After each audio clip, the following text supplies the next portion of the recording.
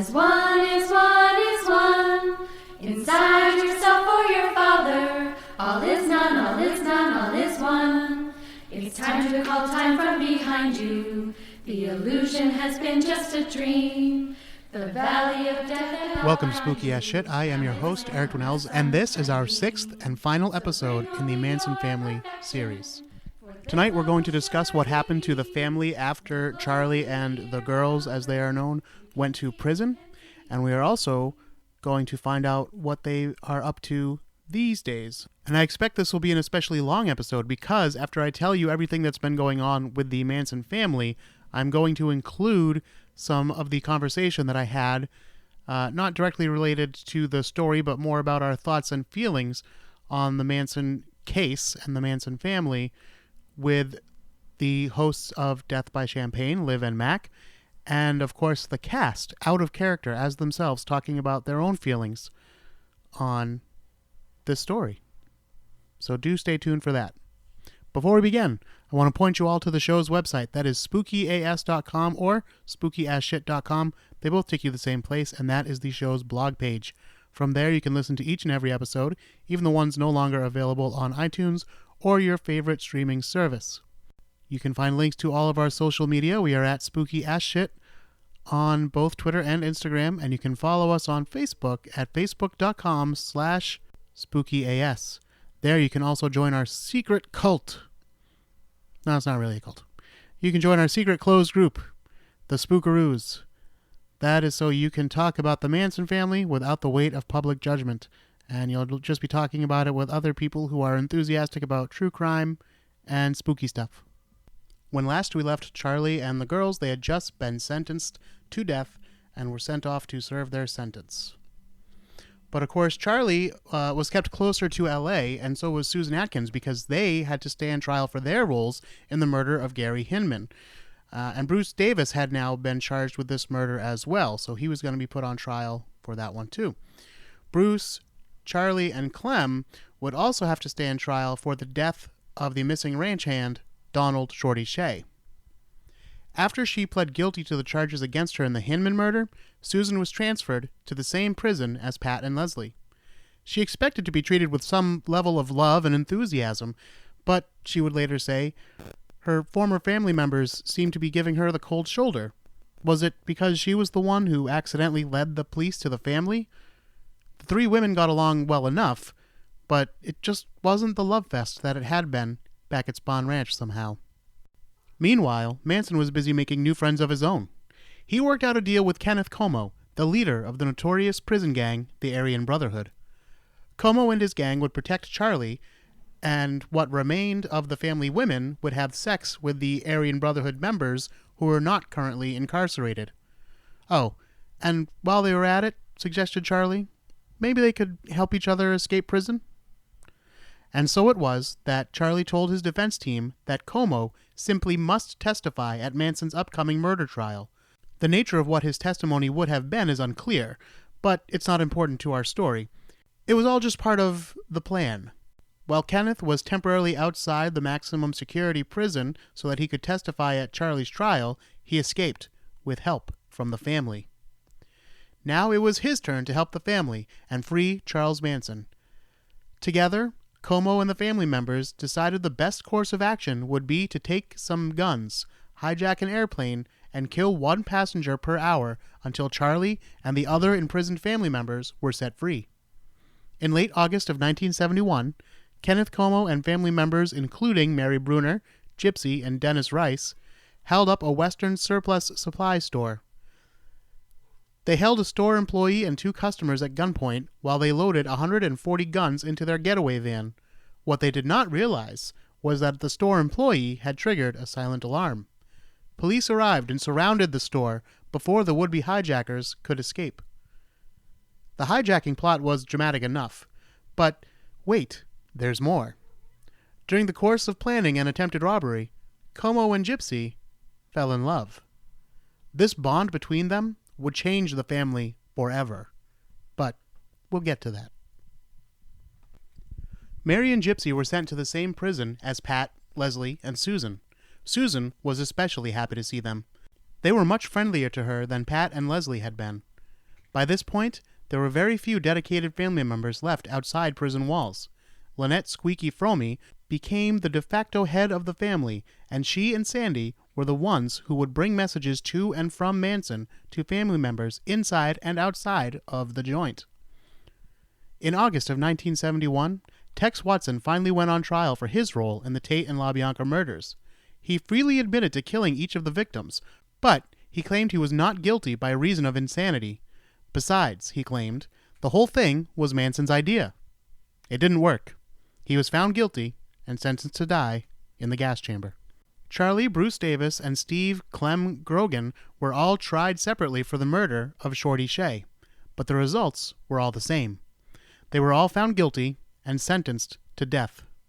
On appeal, a Superior Court judge ruled that Clem was, quote, too stupid and hopped up on drugs to commit murder on his own, and commuted his sentence to life in prison. He cooperated with the authorities in 1977 by drawing them a map showing them where Donald Shorty Shea's body was buried. Despite the story going around, he had not been chopped up into little pieces. He was discovered in one piece, but just as dead. In the 1980s, Clem was granted parole, and now lives a quiet life under an assumed name. Occasionally, pictures that allege to be of him, and indeed do look like an older version of him, pop up online. If it is Clem, he appears to be playing guitar in some kind of bar band. On February 18, 1972, the California Supreme Court voted 6-1 to abolish the death penalty. Under California law, this meant that the death sentences given to Manson and his family members were automatically commuted to life imprisonment, with the possibility of parole in 7 years. The girls greeted this news with cheers. Charlie simply smiled. Facing their new life in prison, Pat, Susan, and Leslie were housed separately from the general prison population for another 4 years. In that time, they spent their days doing needlepoint and working in the prison garden.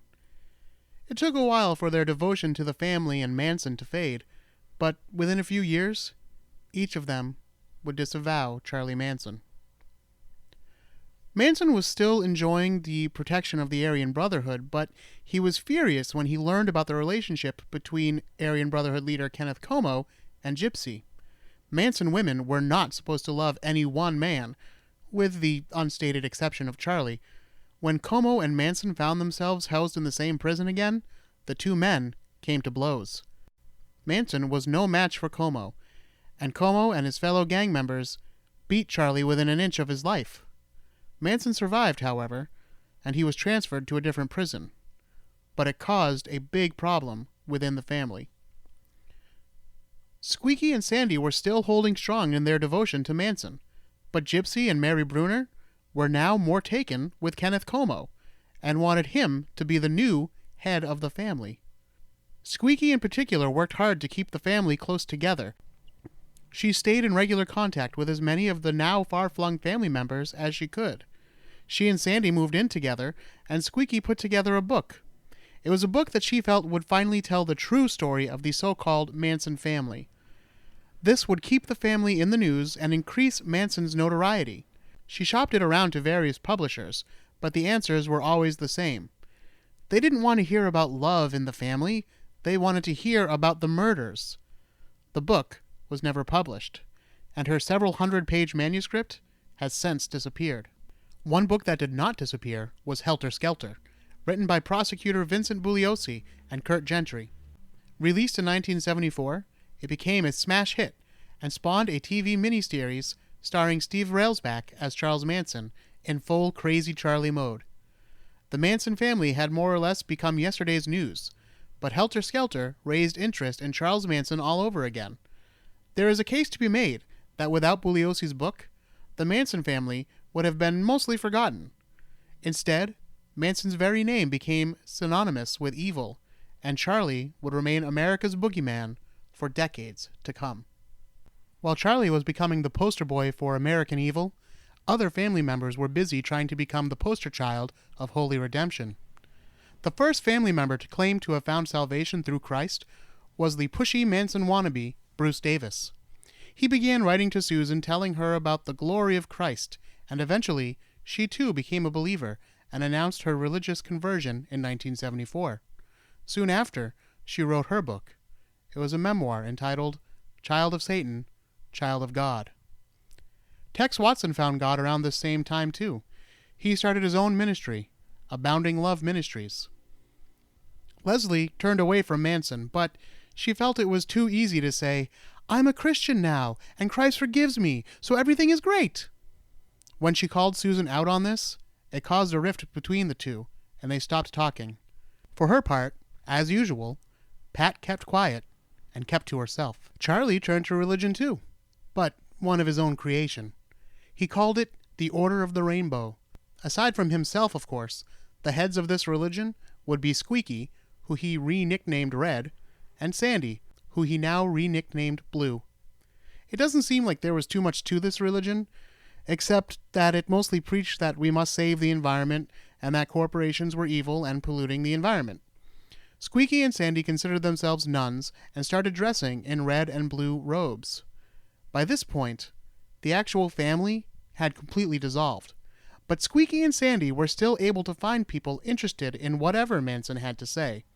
With this new collection of random people, they decided to take on environmental causes and intended to become what we would now call eco-terrorists. They called themselves the International People's Court of Retribution. They sent out a press release warning corporations they must stop polluting or die. They expected this would send the media clamoring to interview them like it had during the trial days, but the press had moved on. Helter Skelter may have cemented Vincent Bugliosi and Charles Manson's place in the American psyche, but that didn't extend to the rest of the family. For her part, Squeaky hated Bugliosi's book. Sure, she wanted Manson to loom large in the public's mind, but because of his environmentalism, not because of a bunch of murders that some people he happened to know committed years ago. It was time for her to take matters into her own hands. On September 5th, 1975, Squeaky had read news reports that President Gerald Ford would be visiting the governor of California near her apartment in Sacramento. And it gave her an idea. I'll let her tell you. He was only going to be about 2 blocks away from me, and I knew I had to go and talk to him.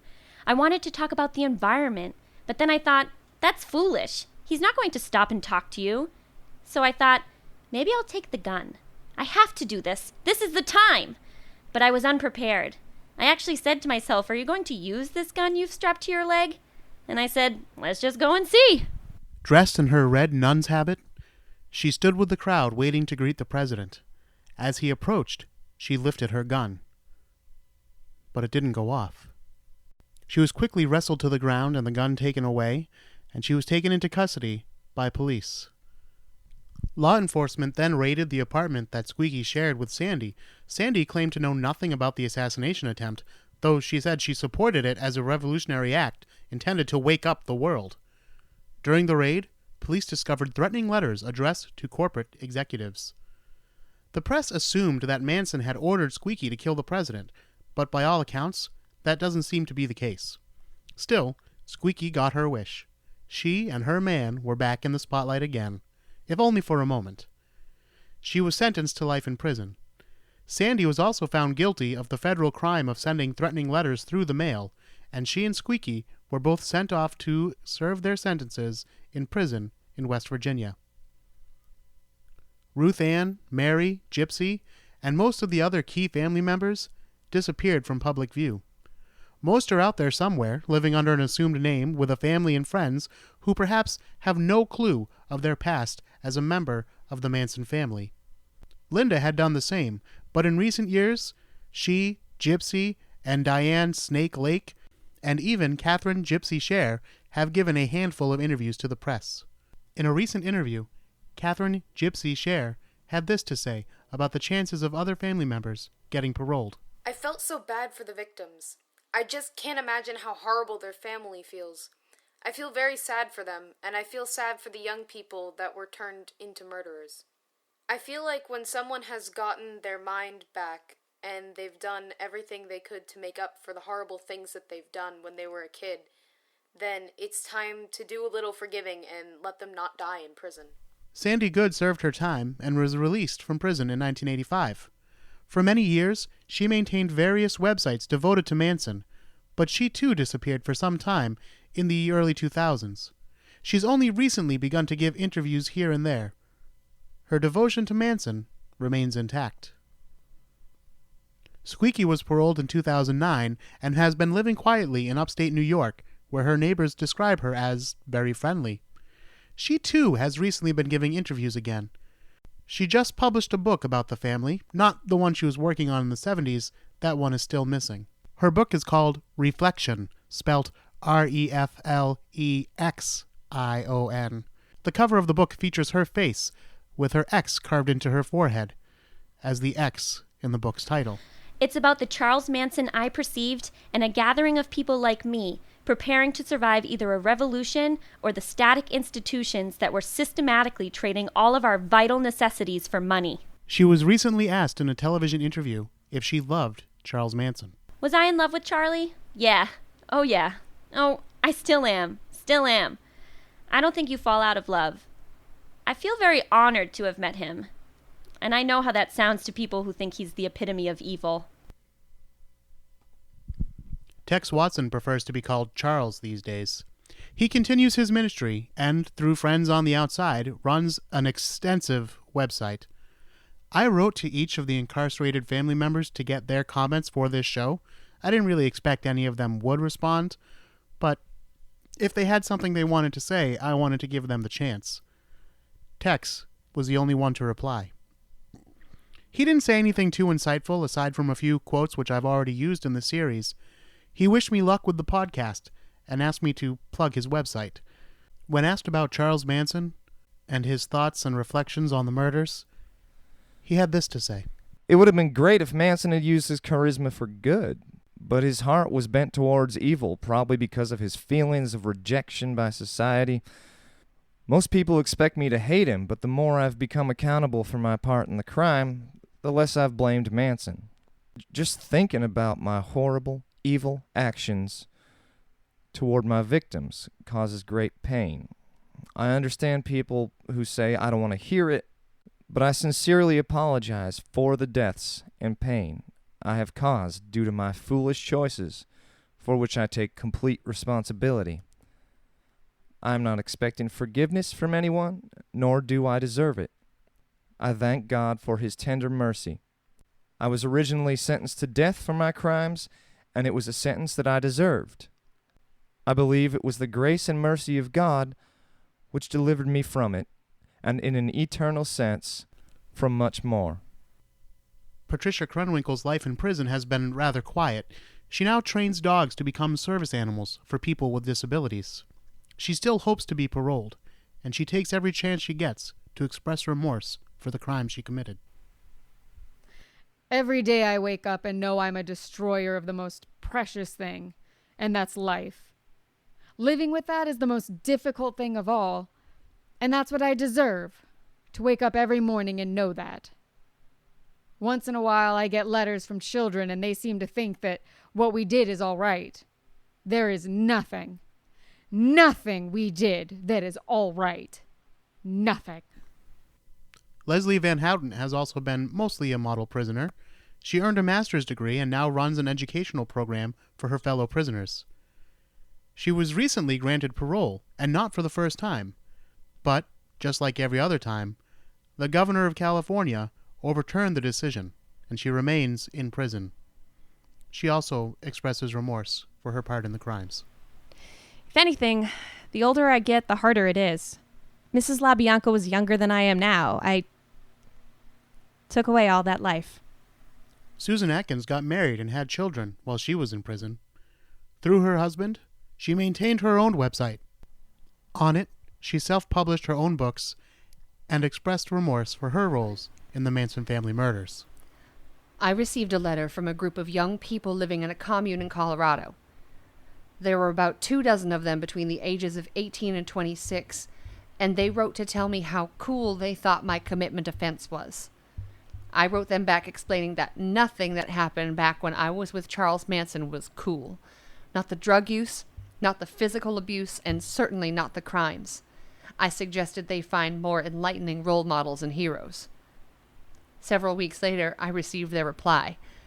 It was an envelope with nothing inside but a photograph of them all holding up a huge banner with "Fuck you" written across it.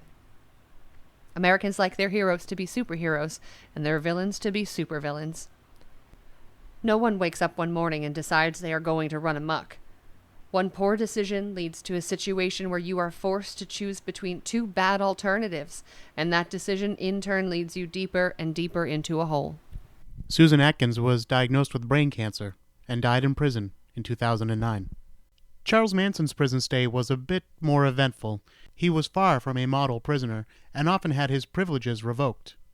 When he was allowed to have a radio, he enjoyed listening to music, mostly oldies rock, and his jailers report that he was also a fan of the actor John Wayne and the comedian George Lopez. He got many letters from all over the world, but he would only ever respond to a handful of them at a time. He was mostly kept in special housing for his own protection. The general prison population could and sometimes did attempt to make a name for themselves by killing Charlie. Eventually, he turned the X carved into his forehead into a swastika. I'll let him explain why. How do you communicate to a whole group of people? You stand up and take the worst fear symbol, the swastika, and say, "There, now I've got your fear. Now I've got your fear. And your fear is your power, and your power is your control. I'm your king. I'm going to rule this whole world." When asked if he ever felt remorse for his crimes, Charlie would reply, "Remorse for what? You people have done everything in the world to me. Doesn't that give me equal right? You've got it stuck in your brain that I murdered someone. What do you want to call me a murderer for? I never killed anyone. I don't need to kill anyone. I think it. Maybe I should have killed 400 or 500 people. Then I would have felt better. Then I would have felt like I really offered society something. Believe me, if I started murdering people, there'd be none of you left. I see blood in here every day. Every day somebody's getting shot, somebody's getting cut, somebody's getting beat. I've lived in that all my life. That don't wrinkle up my forehead. You could pile up 100 dead bodies in front of my cell and it don't set me to do nothing. I'm not broken. I'm not beaten. My unholy revolution against pollution is still in full swing. As we know, Manson had many children over the years. Most of them are living their lives in anonymity these days. Some of them might not even know that they are children of Charles Manson to begin with. The only one who has spoken publicly about the matter is the son that he had with Mary Brunner. He has given a few TV interviews, and he looks very much like his mother. He never sought a relationship with Charles Manson. There was a story about Manson possibly getting married that you might remember from a few years back, but that turned out to be a whole lot of nothing, and it's really not worth going into here. Due to prison restrictions, his formal interviews stopped sometime in the 90s, though he would occasionally still talk to reporters, writers, and supporters over the phone. He died of a heart attack brought on by complications from colon cancer on November 19th, 2017, at the age of 83. And so the story of the Manson family comes to an end. It seems likely that Pat and Leslie will also die in prison. Of course, it is possible that they will be paroled, but I don't consider it very likely, considering that the governor would have to agree to it, and which governor is going to want to be the one that let go the Manson family when others did not. Chances are they will continue to live out their lives in prison until they die. To end the series, I want to let the family members of the victims have the final words. After all, they are very much victims of the Manson family as well. The following quotes are taken from statements given at the parole hearings of various Manson family members. Here's Louis Smaldino, nephew of the LaBiancas, speaking at Leslie Van Houten's parole hearing. I mean, this stuff just goes on. It's like, now it's the overpowering influence of Manson. But I mean, many people walked away. She didn't. She knew what she was doing. I've tried to put myself in her shoes, and frankly, it's almost impossible. However, if I had participated and conspired to kill all these innocent young people, and even an unborn child, I would consider incarceration as punishment and serve my time. But Leslie Van Houten thinks, in her twisted mind, that she deserves to be set free because she served some time. Miss Van Houten was already paroled when she was given a life sentence instead of the death penalty. That's my take on it. Margaret D. Maria, sister of J. Sebring. My parents were so relieved when they heard that the people who did these murders were captured. They were relieved, they were grateful when they were brought to justice. They had the relief of the fact that nobody else would have to encounter any of them, that justice would be served. As we all know, Charles Watson and the others were sentenced to death. A few years later, the death sentences were revoked. I believe this gave them a second chance. They are alive. The victims have no second chance. At that time, my parents were assured that the people who killed their son would never get out of prison. I'm extremely grateful that my parents never had to endure one of these parole hearings. I thank God for that. When it seemed that the parole hearings were a real possibility, I promised my brother, my parents, my sister, who is also not here any longer, that I would always be sure to come here and represent my brother, J. Sebring, and never let him be forgotten. None of the victims would be forgotten. Over the years, my husband has protected me at work, in public, when people unknowingly say hurtful things pertaining to the murders. It's been over 40 years and it still happens. We have tried to protect our children, but we have learned that it is forever ongoing. Our youngest daughter, who is with us today, experienced in junior high school some of her classmates wearing t-shirts with the pictures of these murderers, thinking it was cool. Even worse, thinking they were cool, someone to look up to. As a young adult, she went to a concert to see a lead singer wearing a Manson Family t-shirt. My daughter had to leave the concert. This is very current. It happens. Going to movies, a comedian makes a joke. When you go to dinner, someone says something. It just is ongoing. It's important, very important, that we don't send the wrong message to our youth. The last time I saw him, the nightmare in my head is looking at him in the casket, swollen, really not recognizable for who he was. My mother had requested, if at all possible, that the casket be open. But to think that my parents were going to see my brother like this, I just wanted to reach out and change it to fix him. You can't do it. His hands were stiff and in a position to where I could see him fighting for his life the last few minutes, trying to fight for Sharon and her unborn baby and all the others. My last memories of him is that he barely resembled himself. Punishment will never equal the crime, especially this crime. But punishment must suit the crime. Punishment must be firm. It must be just. And finally, Sharon Tate's sister, Deborah Tate. I'm Sharon Tate's sister and would have been the aunt to her 8-month term, fully developed baby. During their trial, the girls cried out to the prosecutor and victim's next of kin, saying, "I know you want me dead!" Not one of us have ever wished death on any of these killers. That's never come out of my mother's mouth or my sister's mouth, certainly not out of mine. I actually have a lot of compassion for these people. I am so glad that they're doing good in prison. I believe in the possibility of reform. However, I know what I'm looking at, and I just don't see it here. I personally don't buy it.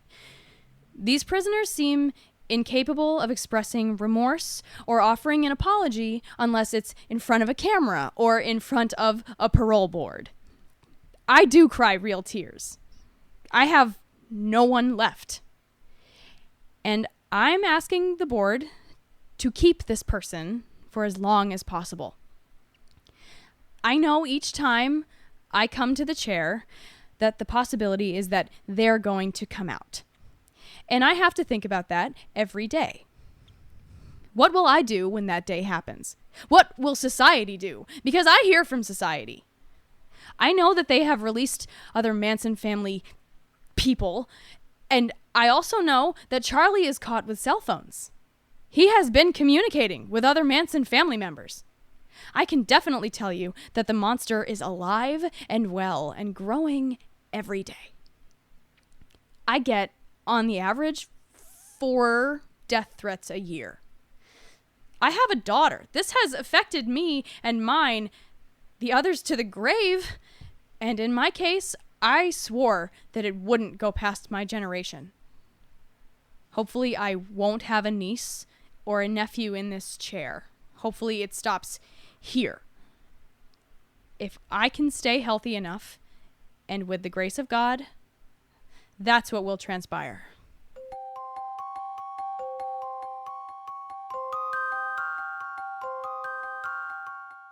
Tonight's episode featured the voice talents of Brian Toney as Tex Watson. Mary Widow as Susan Atkins. Lilith Beast as Patricia Krenwinkel. Catherine DePola as Leslie Van Houten. Jackie Marchetti as Lynette Squeaky Fromy. Marissa Duenels as Gypsy Cher. Quentin Capel as Charlie Manson. Caroline Fonseca as Margaret DiMaria. Tristan Sapersky as Deborah Tate. and Tom Cole as Louis Smaldino. Resources for tonight's episode include the book Manson, The Life and Times of Charles Manson by Jeff Gwynne, and the website cielodrive.com, as well as, yes, Tex Watson's website, aboundinglove.org, and Susan Atkins' unfinished book, The Shattered Myth of Helter Skelter.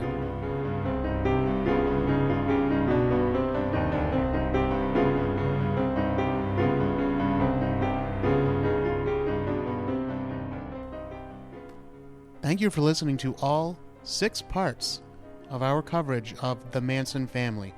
It's over. Finally over.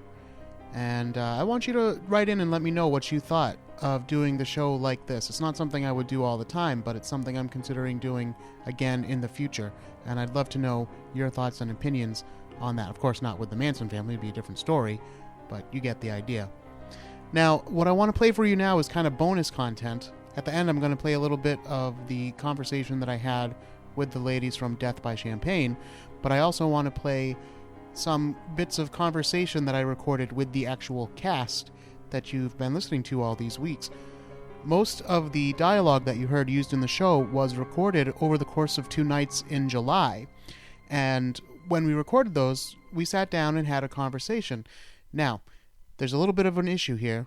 And that issue is that I recorded my half of the conversation on that awesome digital recorder that you Spookaroos bought for me through the GoFundMe page. Now, that would have been great, except that apparently I haven't fully mastered the machine yet. And I did not use the correct settings, so my part was unusable, basically.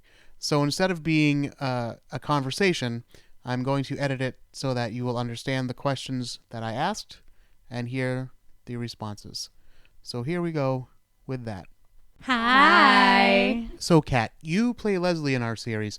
What did you know about the Manson family before you started researching for the show? Before we began this whole process, I knew that the Manson family had killed Sharon Tate, and that's why I believed Charles Manson was in prison, because I thought that Charles Manson had essentially killed Sharon Tate. Again, that was wrong, but that was essentially the extent. I know that they had killed Sharon Tate, and I knew they had killed a couple other people, and I knew that Squeaky Fromme tried to assassinate the president, and that was kind of it.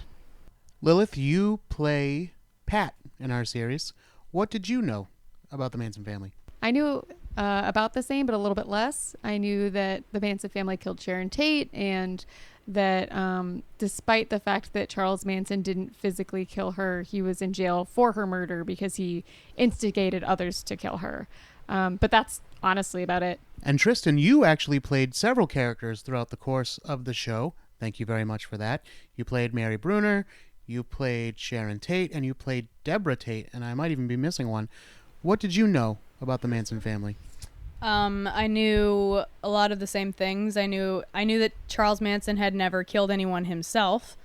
I knew Squeaky tried to assassinate Ford. Yes, President Ford.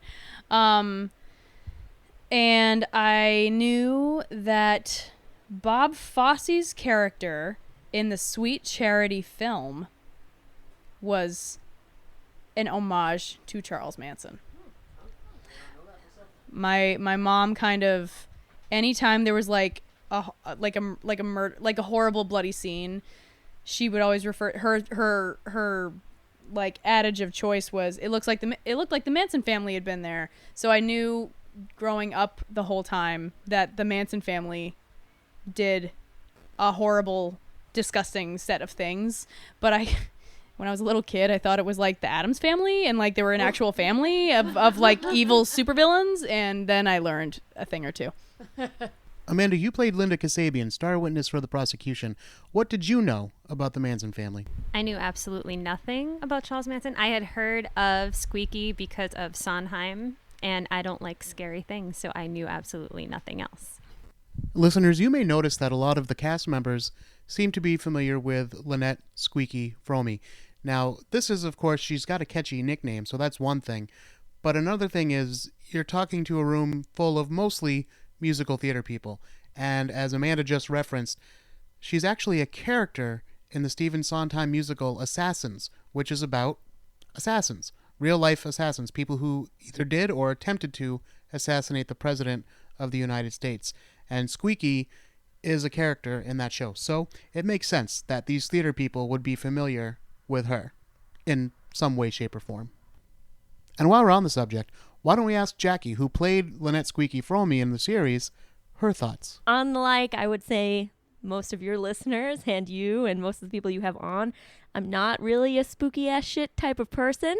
I like Spooky Ass Shit, the podcast, and I've been on it before, but I always grew up very scared of anything spooky, and I tried really hard my whole life to avoid spooky things like scary movies and anything like that. So I knew of Charles Manson and of the Manson family and that they were murderers and really horrible, but I purposely did not dive into that for any kind of research because I'm not really tough, I guess. But now as a grown woman and I don't have to sleep alone, I share a bed with my husband at night, I've gotten a little bit more brave, and I definitely watch some scary movies now, and I'll definitely do the research. So when you asked me, I didn't know who Lynette was. So I did the research and I watched some of the things, and I kind of went into that black hole of the Manson family because they were very interesting. They really grasped everyone's attention. They did that very well. And Lynette, when I first listened to her, I was surprised at how sweet she sounded. She has sort of a very feminine, higher toned voice, and everything is very calm and everything is very deliberate that she says, and she has opinions and she'll speak them, and she sounds intelligent. And I watched or listened to this one thing about when she got tackled by security, basically when she tried to assassinate President Ford, and she was saying to them, like, relax, calm yourself down, like, I'm calm, chill out. That's what she was telling the people, like, as they were taking the gun away from her and really kind of wrestling her. Chill out, she was saying. And I just found that, like, that's crazy. You just tried to kill the fucking president, and you're telling everyone to chill out around you. And she seemed to be kind of popular in the press, and I think maybe it was attributed to her the way she spoke and kind of her personality and coming across intelligent, and she had that nickname, Squeaky. No one forgets that. And just even outside the courtroom, I could hear paparazzi kind of being like, Squeaky, Squeaky, trying to like get stuff out of her when they were all out, protesting, shaving their heads and all of that during the trials, as you do, right? And even when I was telling my mother that I was doing this, she said, who are you playing? I said, Lynette Fromme. And she said, Squeaky. I said, yes. Like, she was like the sort of like one of the celebrities of the family. She was also she was obsessed with nature, right? So she got nicknamed Red at one point too when she became one of the nuns for Manson's religion, pretty much, because she loved the redwood trees, and she was really into saving the redwood forest. So she was nicknamed Red, and that's actually a big reason behind why she tried to assassinate President Ford, because she didn't like where the politics were heading, and she knew that sort of nature and all of that was kind of getting pushed to the side. She wasn't wrong. She wasn't. I mean, she was definitely wrong to try to kill the president. And then, I mean, even just hearing from you about her, that now she lives in like New Hampshire or Maine or something. Yeah, upstate New York, and that all her neighbors describe her as friendly. And it's like, all right, you're living next to Lynette Squeaky Fromme, the lady who tried to assassinate President Ford, was like a celebrity within the Manson family. And you're like, oh, she's friendly. So I think she really has sort of that charismatic, almost sweet, like dainty demeanor toward about herself. And that kind of draws people to think that she's just kind of like, all right. I asked Quentin, who played Charlie in this series, what he knew about Charles Manson before we started recording. I've always been into spooky stuff. I think at first it was just a resistance to my sister's floofiness. And I was like, I just need to be a guy. I like really need to own that mystique. And so even from a young age, I was watching scary movies that I shouldn't have been watching, like watching PG-13 R-rated movies at the age of 6, 7, just because I was unmonitored and industrious. But yeah, I've only heard about this podcast through what limited stories you shared in the green room preparing for Avenue Q. So I'm excited to be here. I didn't know, outside of just the fame that comes with the Manson family, or just like using them as the butt end of a joke, there's a Jim Carrey movie where he's like, oh, it's Liar Liar, where he's like, why would you leave this kid with the Manson family? And I was like, Manson family, that sounds like it should be a funny joke. 10-year-old me didn't understand this. And then of course I grew up and understood history a little bit better, and I was like, oh, these people are kind of messed up. Liar Liar, though, great movie. Great movie. Shout out for Liar Liar. But I only knew Charlie, and I only knew him. I thought he was the murderer. Like, I thought he had committed these killings. He was the main perpetrator, the mastermind, if you will, behind all of this. And I didn't really realize the scope to which it was a family effort. According to him, he's only ever cut a guy, and not too deep. He's never fully stabbed a guy. He's only just made him know that it was possible. So yeah, that was interesting for me, just to realize that he wasn't the full monstrosity behind the cult. I asked Mary Widow, who plays Susan Atkins in our series, what she thought when I asked her to play Susan. I was like, wait, which one is she? And then I went home and did research immediately, and she's a big one. She is a big, big character, and really kind of meaty, which I like. I don't like her, but I am fascinated watching her sort of transformation from the trial to, because she's the one who in the courtroom was laughing out loud during descriptions of the killings. She also, there's really creepy footage of her. Charlie is at, the little table that you sit at in the courtroom, and she's standing behind him, and she is somehow mouthing all of the words that Charlie's saying at the same time he is actually saying them. So it's weird psychic connection thing. If you haven't seen it, you have to look it up. It's creepy. And so, and her eyes are just these crazy googly eyes. Like, she is, and she said she did over 300 hits of acid that year. And so I'm like, yeah, you did. I think she really set herself apart as sort of the poster child of Charlie's girls. And then immediately, as soon as it all kind of hits her, like the conviction and everything, you see that interview with her where she's like, I don't feel very well. I don't feel good. I don't, and she turns into this mouse and then goes to jail, finds Jesus, real Jesus this time, not Charlie Jesus. Then she gives an interview, I think 7 years after she was, first put in prison. And she's, this pure saintly girl now who talks very plainly about what happened. And, she believes in Jesus now. And then if you look at her 20 years later, she has this super severe, like late 80s, early 90s feathered dome haircut and these long, hideous pink fingernails. And she gives a very stern interview, and I don't remember to whom. And the interviewer was like, so why did you stand up in the courtroom and say you did all these things and laugh and joyfully confess to doing all of these things. And she was like, oh, I was just going along with, Charlie and what I thought he wanted. And I'm watching this and I'm like, you've lied to yourself. And I genuinely do think that she convinced herself of this, because being Susan Atkins and being the person and dipped a towel in her blood and wrote pig on the wall and, contemplated taking her baby out of her body and then didn't. That's a lot to deal with every day for the rest of your life. And I do think that it's very convenient that she became a super Christian.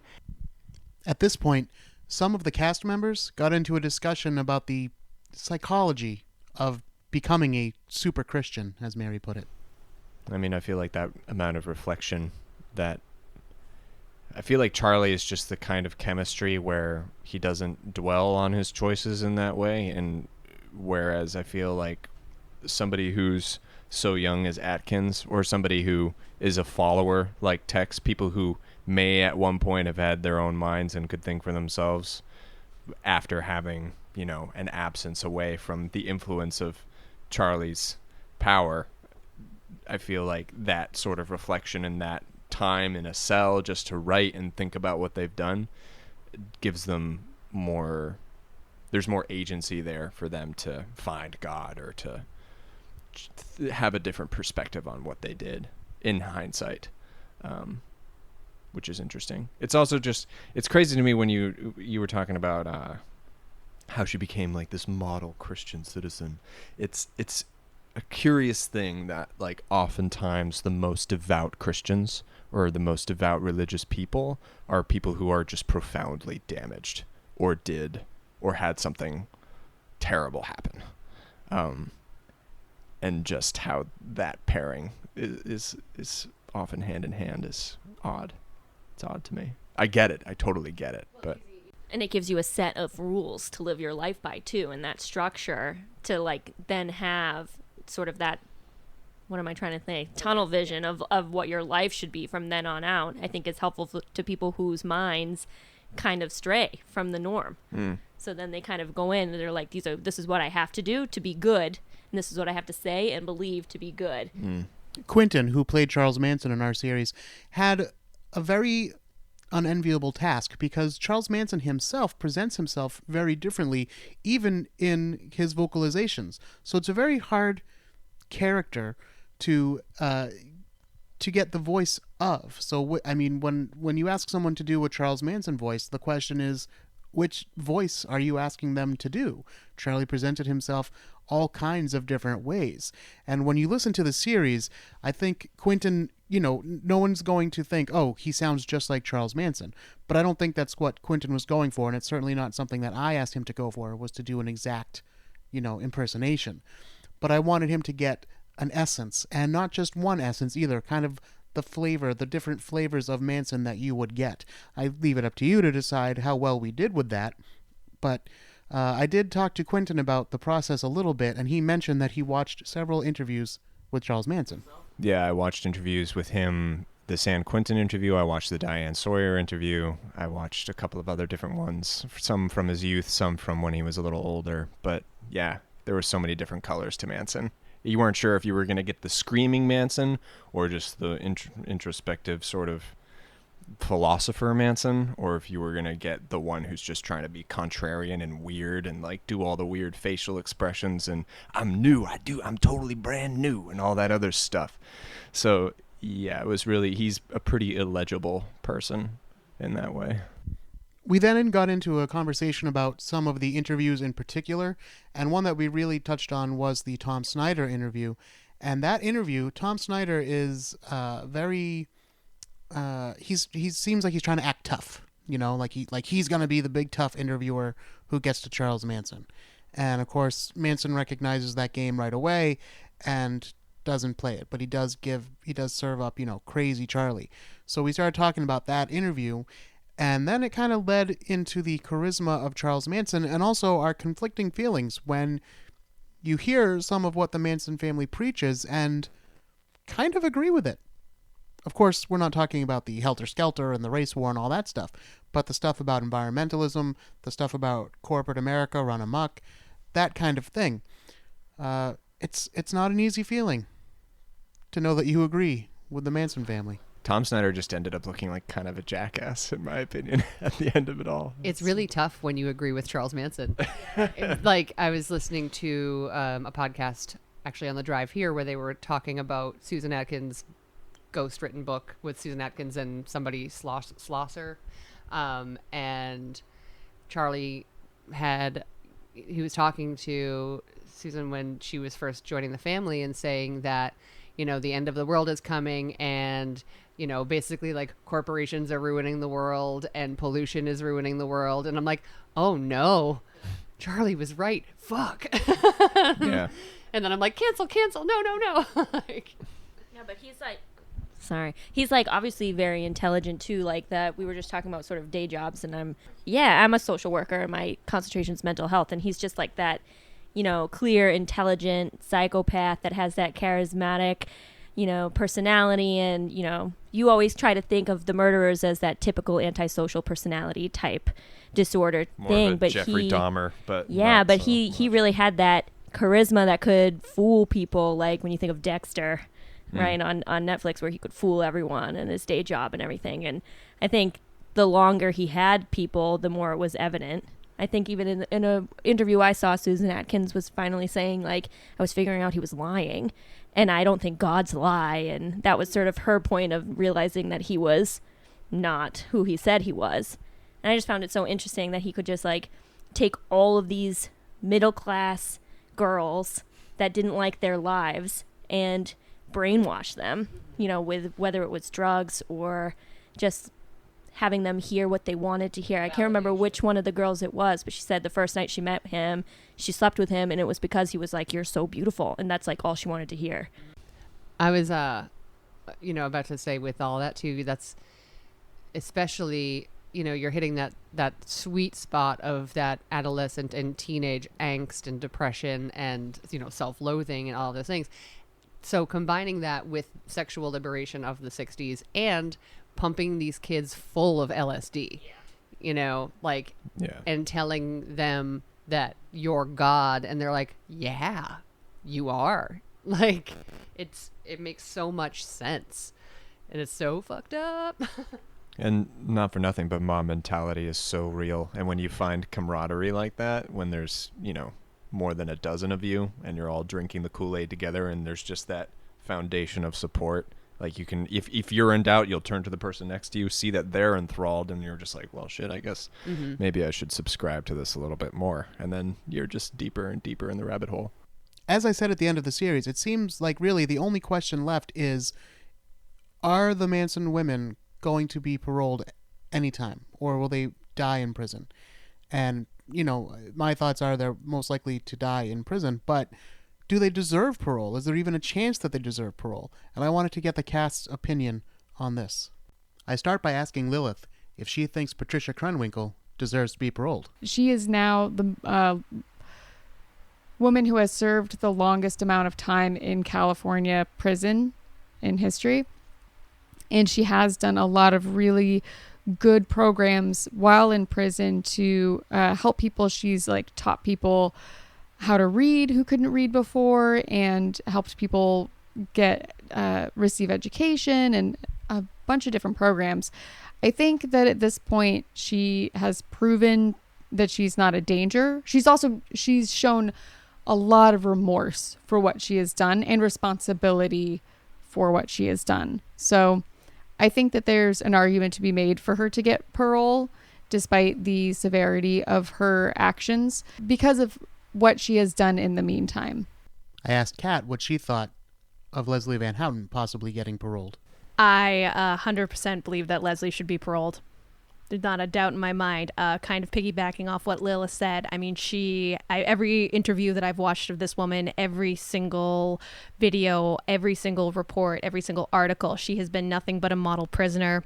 She has helped others. She purposely goes and finds the young women who really kind of just got caught up in their boyfriend's lifestyle, and then they're now in prison because of something that their boyfriend did, and then tries to essentially help them and go talk to them. And I honestly believe the reason that her parole was struck down is because no governor wants to be the governor that paroled someone from the Manson family.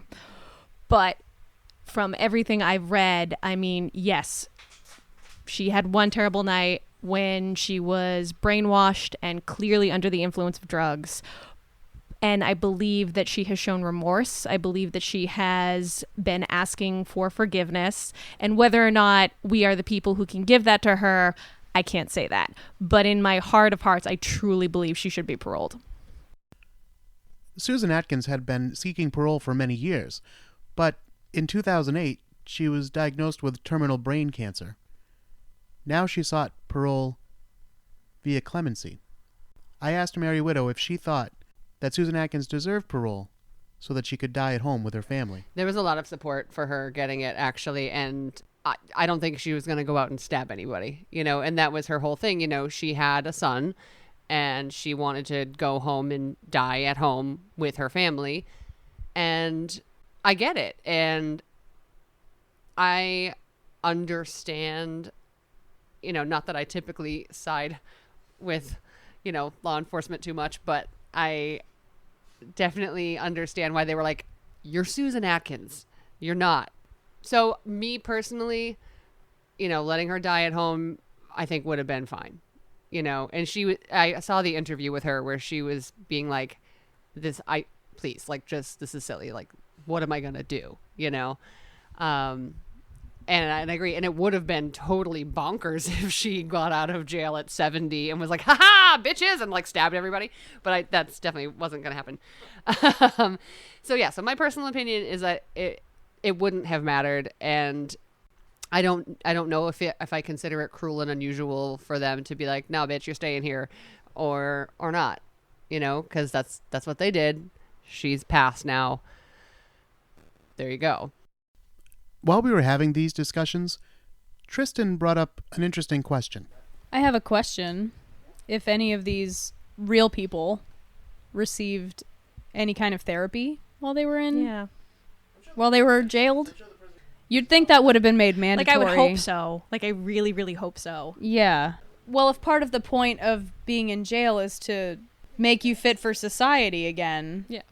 And and they murdered people because they were brainwashed.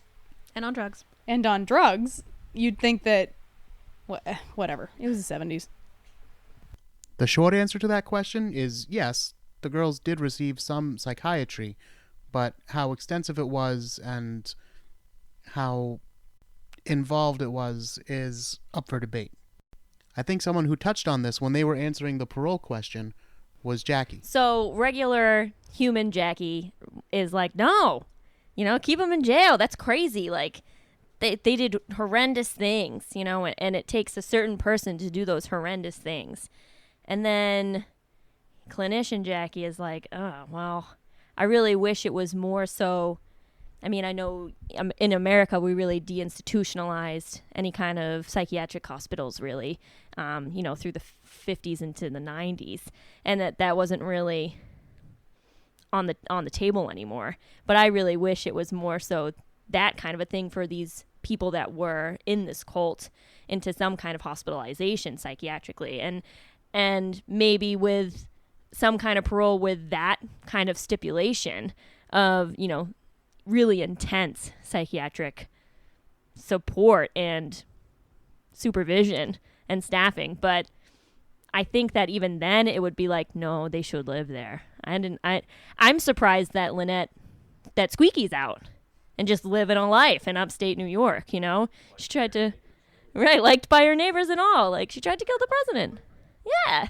I don't know. I think that's also really hard to say because we all have our own opinions and we've all only seen this and that documentary and we don't really know the full story for anything. So I think that I'm in absolutely no position to judge whether or not someone should remain in prison forever or not. Is rehabilitation real? I fucking hope so.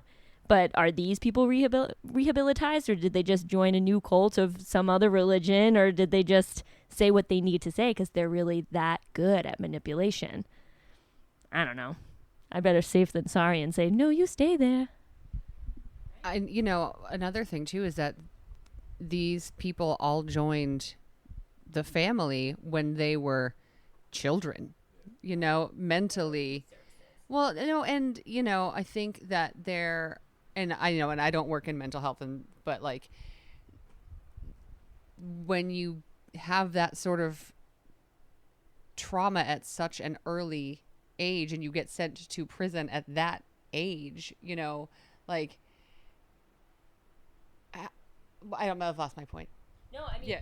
I totally get where you possibly were going with that, because if it were to happen today and now, right, maybe they would go to some kind of DYS, some kind of youth prison where they have that better chance of rehabilitation and that better chance of probation, and because their brains aren't fully developed. So that trauma, right, it does such damage to their brain development and any kind of actual, I don't know, empathy and all of that. I mean, I can't even imagine. But even just as like someone, I've never committed a horrid crime, right? But if I think back to my teen or my young 20s or whatever, and I try to think of the worst thing I ever did that made me feel shitty, it's like, okay, well, it hasn't even been, or maybe it has been like a decade later, and I think you're a whole new person. So then you think about that whole aspect of it, of how much they must have grown over the years. But then you also think about how much can you grow in a fish tank of a prison, surrounded by other convicts and inmates and people with like severe mental illness and all of that. So it's like, oh, I was saying, like, where in that prison you're there as a notorious member of the Manson family, so you can never escape that. You can never be like, well, I robbed a bank, whatever, no big deal, I'm redeemable. They're like, no, you're in the fucking family, dude. yeah, very scary. And then Quentin added his thoughts. Yeah, I mean, I could parrot everybody's points they've already made, but it's not for nothing. They were children, you know, when you put it in context like that. And as an actor, you're always like, as somebody who has played bad people in the past, I always try to search for that level of understanding and comprehension. And when I was listening to Charlie and some of the things he had to say, but also just like the life he led and the art he was making, some of the music is like really stirring, and he has a beautiful voice, and you wonder what could have been were he not basically a byproduct of being incarcerated and having no network of support and only being left alone with these hideous thoughts, and then being enabled by people who said, yeah, you're the man, what do we do?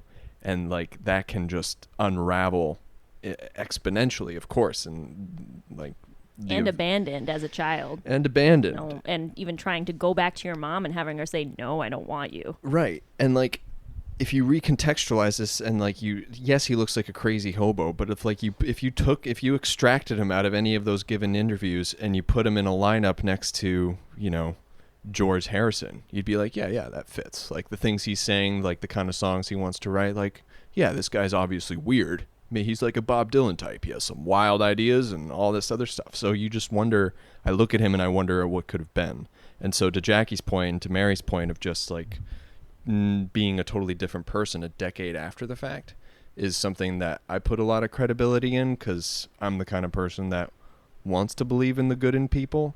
And at least with the instances of the children, I mean, I'm not on the jury and I can't safely render a verdict on the testimony of everybody there. So whether or not they should have stayed in prison for life, I can't make a decision on that. But I don't know. Like Jackie said, the human in me wants to believe in a second chance, at least for some of the more quote unquote more innocent offenders, just because of the circumstance of their age and their development and all that stuff. But yeah, you know, thinking about Charlie, you know, being a, you know, wannabe musician right, and all that, and I know he had some run-ins with the Beach Boys and all of that stuff, and you know, there's like if only the Beach Boys had signed a record deal with him, you know. And I'm like, but then you also think about Charlie, and he's that guy that you meet at the party who you're like,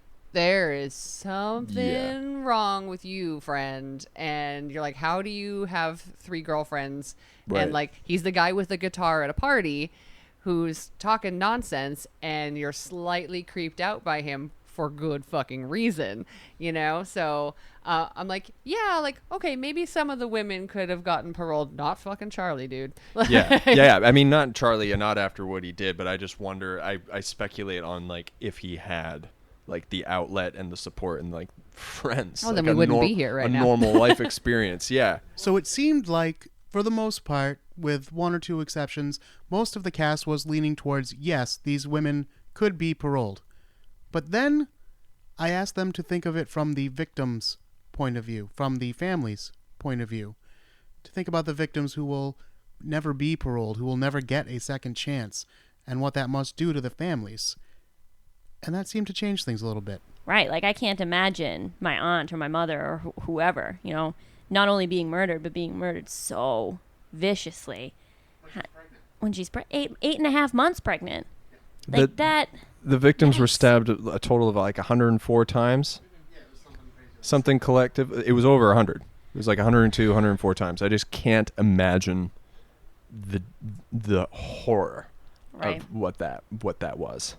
Like Tate, like Deborah Tate, she's the younger sister, older sister, either way. Like just the fact that your sister, if one of my sisters was butchered like that, those people are frying forever. I don't care who you are. I don't care what you said.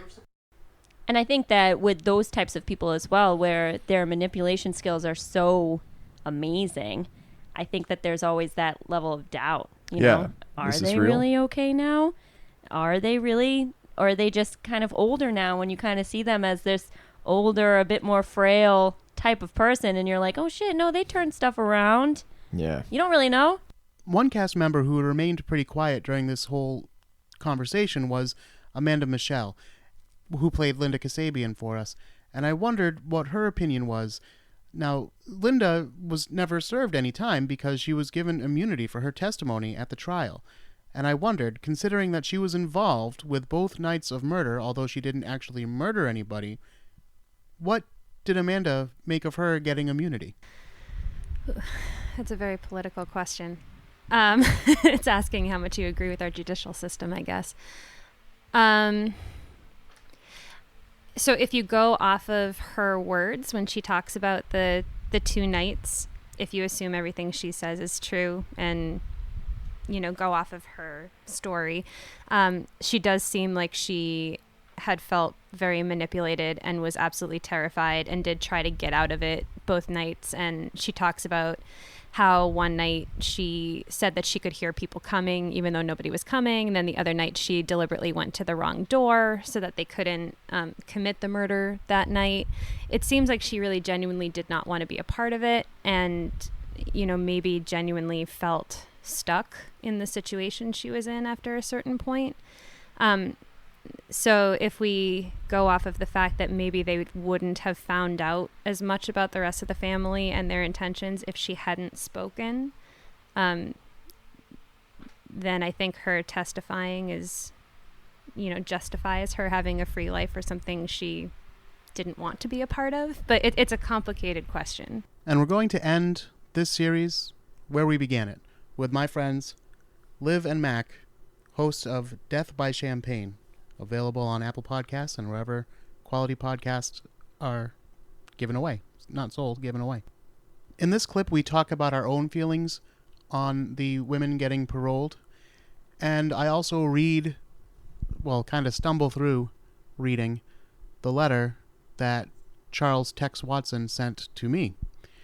And this letter is also very polarizing, just like the idea of parole. Some cast members didn't want to look at it, didn't want to touch it, didn't want anything to do with it. Others held it in their hands and said, I can't believe that this is from, you know, Tex Watson, someone that we've heard about, this almost, you know, mythical, in a bad way, figure. And now here it is in my hands. And some people were quiet the whole way through, and one cast member who'd been quiet about it leaned to me as they were leaving and said, you should frame that. I don't think I'm going to go that far. But interesting that the letter is also very polarizing in that way, too.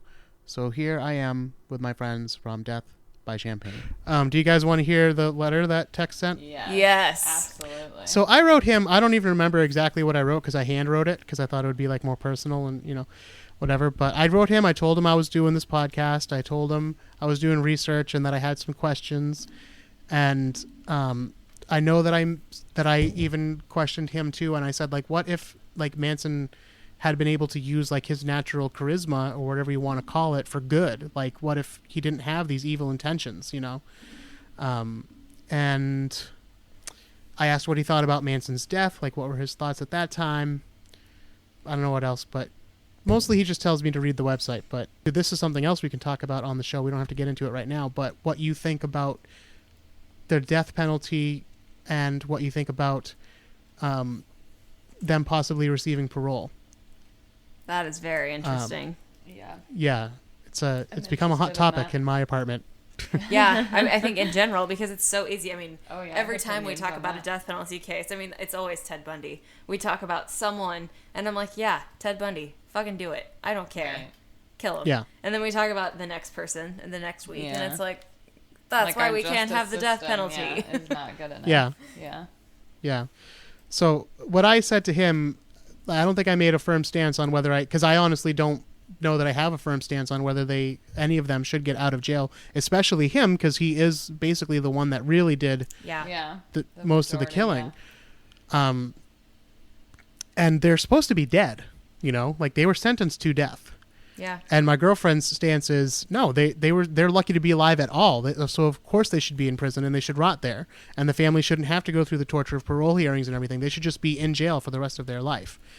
And I was like, well, maybe in Texas' case I might agree with that because he really did do the killings. But, you know, what about someone like Leslie who was only there on one night?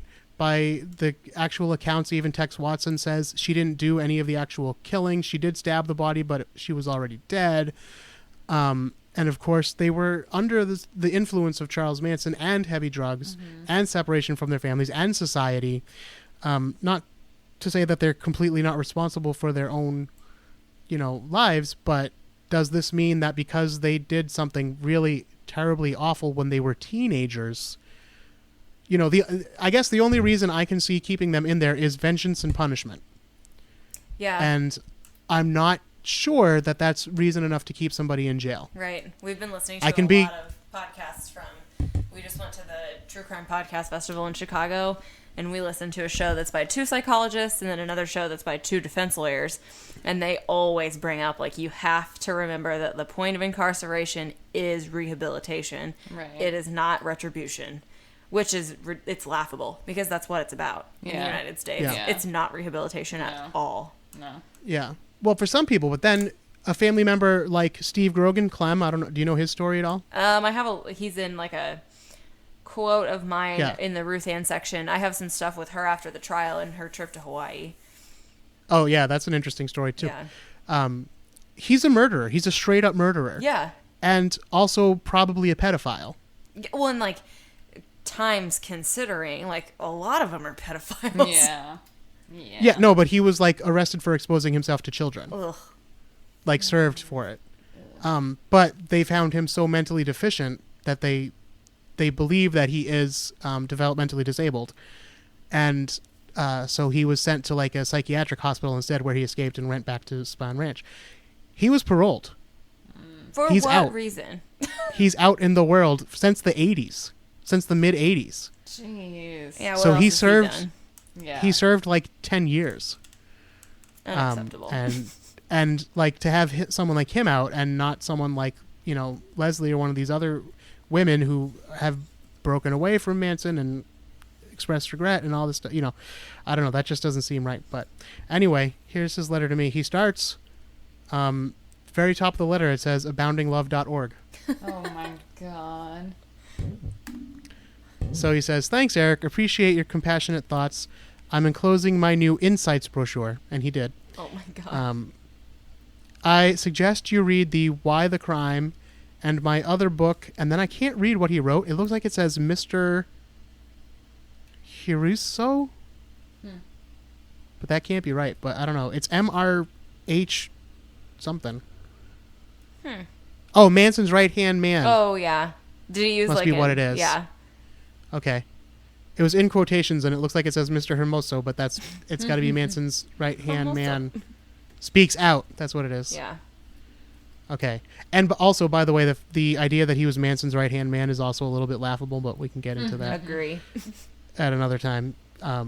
In fact, most of the family members say that the people who were chosen to go on the murders were chosen because they were a problem and they were expendable, basically. So read that book and the Q&As on my website, which shares about M and the manipulation and and his death. My thoughts. I was in county jail pre-trial, so I didn't see the media. Oh, I think I asked about that. If he saw the media, what he thought about how the family was portrayed. He says, of course, The Family was an early fictional book, but we never called ourselves that. It was just good for the media, like Tex, when I was only known as Tex when I was living with the family. My Insights brochure tells of my straight life versus my life with Manson and my progression. Yes, the life with Manson started off all peace and love, but his dark side revealed itself slowly. It would have been great if he had used his charisma for good, but his heart was bent toward evil, probably because of his feelings of rejection by society. Shortly after the crimes, my eyes were open to my wrong perception, but it took me a minute to figure out my double mind having been deceived by Manson. My monthly views, another section of his website, shares what I feel to be a service, I think it says, no, success in ministry, because I asked him if he feels his ministry has helped people. Ministry with folks in prison and the people who've been touched by the testimony. Of course, many are being touched here in prison. I won't make a joke there. Where I was holding it back so hard. Oh, God. Of course, many are being touched here in prison where I am writing my brochures and doing outreach, and that has been going on for about 45 years. You'll find new things all over my website. As you know, it is fairly large. Yup. And hopefully insightful. Yeah, kinda. I hope that it will suffice on any other questions that you may have. Good luck with your podcast. In Christ, Charles. P.S. Please advertise the site. Well, he does write, as you were listing off the sections. I've spent a lot of time on this website. I was clicking through the sections. He does write, in his monthly updates per the year, title. It's almost like a Dear Abby. He titles it Struggling in Unbelief. Recently, I've been in touch with Jamie from Oregon, who's looking for answers, and then you have to click continue reading. Yeah. And I feel like you won't get a write-up because you asked about the past. These are people who are literally seeking him out for spiritual guidance. And I'm just what? That's insane. You could find another believer in God to talk to. But what if we get on here in 2 months and he's the podcast, spooky ass shit. And that is where we end things. Once again, please check out the website spookyas or spookyasshit.com. They both take you to the same place. That's the show's blog page. You can find all of our social media there. We are at spookyasshit on both Twitter and Instagram. Don't forget to check out Death by Champagne. You can follow them on Instagram at deadfromchamps. CHAMPS. Once again, I hope you've enjoyed this series. Please don't forget to write in and tell me your thoughts on whether the Manson family members deserve parole or not, or just your thoughts on the series in general. And of course, if you enjoyed the series, I invite you to leave a wonderful 5-star review on iTunes or wherever else you may be listening from. Until next time, don't be afraid.